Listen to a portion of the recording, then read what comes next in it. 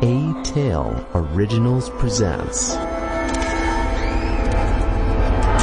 Black Supper.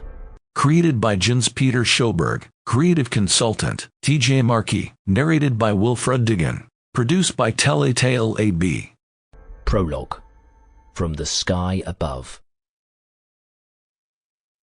The streets of London were always busy, and had an eternal lot of individuals sidling back and forth to and from their different places of work, trying to meet up to some quota, bake their daily bread, swindle some cash or valuables from naive and unsuspecting individuals, or convince some hard-faced client to invest in their company or product.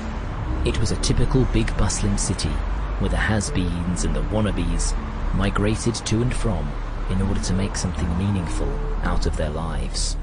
It was a busy day as usual.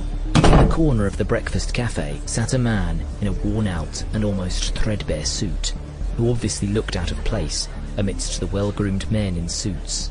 He was sitting across from a man in a grey three-piece suit, speaking passionately as if trying to convince the man in the three-piece that whatever raw idea he was pitching to him was worth this man's time and, of course, money.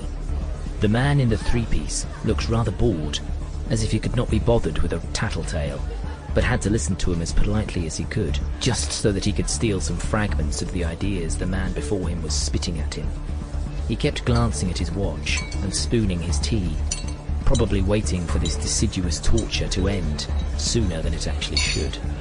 Just outside this cafe, at the corner, was a back alleyway, which was dark and harboured the shady dealers who made their living by expertly exchanging small packets of powder and pills for cash.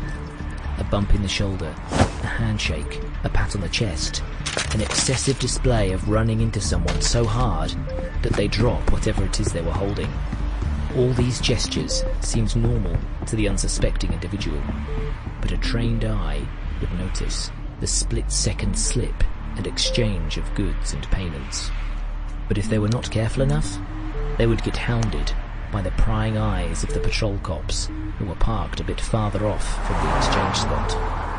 The cops in the patrol car, a few meters behind, patiently bided their time, waiting for an opening to make an actual arrest. Opposite the spot where the police patrol car was parked, a neon sign flashed brightly, illuminating the cursive words La Belle, which sat atop the shop window in all its fluorescent glory. The shop windows had a whitish hue, which gave the shop's interior... Sample complete. Ready to continue?